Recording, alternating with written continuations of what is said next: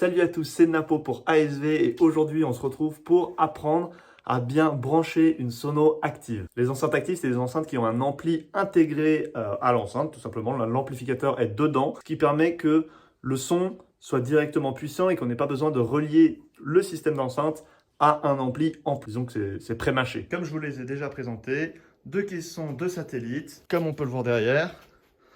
On a donc quelques petits réglages ici et quelques petits réglages ici. Mais on va voir ça très simplement et on a la même chose de l'autre côté.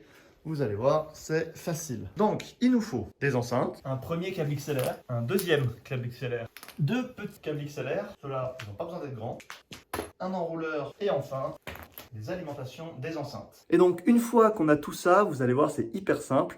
On passe tout simplement au branchement. Donc, dans un premier temps, on va récupérer l'enrouleur et on va installer l'enrouleur ici. Voilà. Première chose, je place l'enrouleur. Ensuite, je m'occupe des alimentations. Première étape, toujours les alimentations.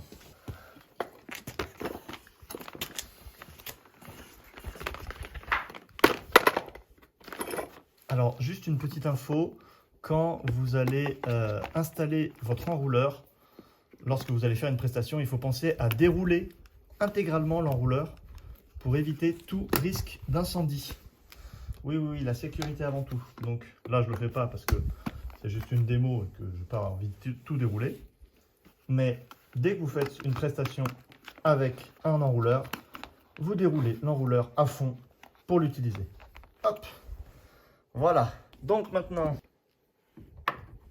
bien évidemment, pour l'instant, toutes les enceintes sont sur off.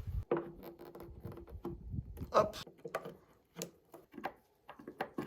Le caisson et voilà. Donc nous avons déjà les 4 alimentations qui sont branchées, donc des enceintes jusqu'à l'enrouleur. Alors pour l'instant l'enrouleur n'est pas branché, hein. L'enrouleur on le branche tout à la fin quand tout est installé. C'est la dernière chose qu'on fait. Donc maintenant que tout ça est en place, donc tout ce qui est alimentation c'est bon. Ensuite je passe au petit câble XLR. Donc là j'en ai deux identiques, ils sont pas bien grands. Et qu'est-ce qu'on en fait de ces câbles XLR? Eh bien c'est très simple, on pose un d'un côté, un de l'autre. Il y en a un pour chaque paire d'enceintes. Donc, ce que je fais, c'est que je branche de la sortie numéro 2, les outputs. Outputs, c'est bien les sorties. Donc je prends la sortie numéro 2 que je vais brancher dans l'input numéro 2. Donc, je fais la même chose de l'autre côté. Donc, sortie cette fois numéro 1 et entrée numéro 1. Et hop, voilà. Donc ça, c'est le câble XLR qui permet la liaison entre le caisson et la tête. On vient de brancher les câbles XLR qui permettent la liaison entre les deux caissons et les deux satellites. Alors, chacun de leur côté, évidemment. Ensuite, vous voyez, il nous reste un câble rouge, un câble bleu. Pourquoi deux couleurs différentes? C'est très simple, c'est tout simplement pour nous aider à différencier les deux côtés et éviter de se mélanger. Ok, donc je vais vous expliquer ce que je viens de faire. J'ai tout simplement déroulé mes câbles. Là, ces deux-là, généralement, c'est mieux qu'ils soient un petit peu plus longs. Donc j'ai mis le bleu à droite et le rouge à gauche. Ça me sert juste à m'identifier où sont mes câbles et comment je m'y retrouve. Donc ensuite, je les ai déroulés. Chacun d'un côté, et je les ai ramenés, les deux, pour l'instant, ici. Les deux petits câbles XLR, ils sont là, ils sont tout seuls. Ok, donc, là, vous allez voir, c'est hyper compliqué. Il y a vraiment, là, on attaque une étape vraiment compliquée. Il y a tout simplement cette petite prise XLR à brancher ici, sur l'entrée numéro 1. Et ben voilà. Je fais la même chose de l'autre côté. C'était en fait une boutade, ce n'est pas du tout difficile. Là, entrée numéro 2. Et hop. Et voilà. Donc, que je vous explique un peu ce qui se passe maintenant. Le son va entrer dans ces deux câbles. Le son va entrer en stéréo. C'est pour ça qu'il y a un côté gauche et un côté droit. C'est pour ça que j'ai mis deux couleurs pour mieux m'y repérer. Après, quand on fait tout le câble management, bah, c'est mieux d'avoir deux couleurs. Donc, le son rentre là-dedans. Un côté par à gauche, l'autre côté par à droite. Principe du stéréo, jusque-là, vous connaissez. Ensuite, je vais vous montrer d'un côté, et ce sera exactement la même chose de l'autre côté. le son va arriver ici. Il entre dans les inputs. Il entre là-dedans. Donc il entre dans le caisson. Ensuite, il ressort ici par ce câble noir.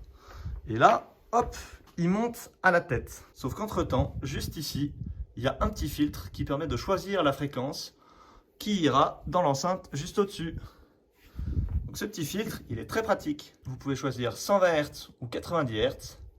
Et puis le bouton du bas, c'est un mode que vous pouvez choisir pour contrôler les effets. Donc quand le bouton est haut, c'est link, ça veut dire que c'est une liaison simple. Et quand c'est X-over, ça veut dire que cette fois le filtre est actif. Et donc si le bouton du X-over est haut, le filtre est à 120 Hz. Si le bouton est en bas, le filtre est à 90 Hz. C'est très simple. Ce que je trouve qui sonne le mieux, c'est de mettre le filtre à 90. Et j'appuie sur le X-over, j'appuie sur le 90. Et là, je sais que le réglage sera nickel pour moi. C'est ce qui me correspond le mieux parce que c'est ce qui permet de concentrer que les basses fréquences sur le caisson et que les hautes fréquences aillent à la tête. Et donc de l'autre côté, c'est exactement la même chose. Et ça nous fait une sono branchée. C'est très simple, c'est rapide à faire. Et puis ça marche très bien. Seulement, c'est pas fini. Maintenant, quand on va au bout, on arrive sur du XLR. Donc si votre table de mixage, elle est en XLR, et dans ce cas-là, c'est très bien. Mais si votre table de mixage n'est pas en XLR, il va vous falloir un adaptateur. Donc, deux choix s'offrent à vous. Soit le choix de l'adaptateur XLR vers prise jack. C'est un peu insultant de faire ça parce qu'il y a beaucoup de pertes de son, mais parfois on n'a pas de table de mixage et voilà, ça permet de brancher directement sur un ordi ou sur un téléphone. Et comme ça, toute la sono peut avoir le son de l'ordi ou du téléphone. Donc XLR vers câble mini jack 3.5. Ou sinon, on a aussi la possibilité d'avoir XLR vers RCA. Donc RCA, c'est ces petites choses-là. Donc RCA vers XLR. Et ça, c'est pas mal parce que beaucoup de contrôleurs DJ ou de petites platines fonctionne en RCA. Donc là, je branche mon adaptateur. Par exemple, regardez, il y a un côté rouge, donc je vais mettre le côté rouge sur le côté rouge pour pas m'y perdre. Hop. Et voilà. Et donc, vous allez brancher ça à votre table de mixage. Et on est bon. Le son pourra parfaitement sortir. Bien sûr, une fois que tout est bien branché, vous pouvez brancher votre prise au secteur. Et vous pouvez également allumer les enceintes en haut et en bas. Et le tour est joué. Voilà, c'est la fin de cette vidéo. Merci à tous de l'avoir regardé. Donc j'espère que vous aurez compris les explications que je vous aurai fournies. Si vous ne les avez pas vraiment compris, vous n'hésitez pas, vous mettez un commentaire et moi j'y répondrai avec plaisir. Là-dessus, il n'y a pas de souci. Voilà, c'était comment brancher une sono active. C'est pas compliqué et moi ça me fait plaisir. Je vous dis à bientôt dans une prochaine vidéo. C'était Napo pour ASV et c'est une fin de tournage. Allez, ciao!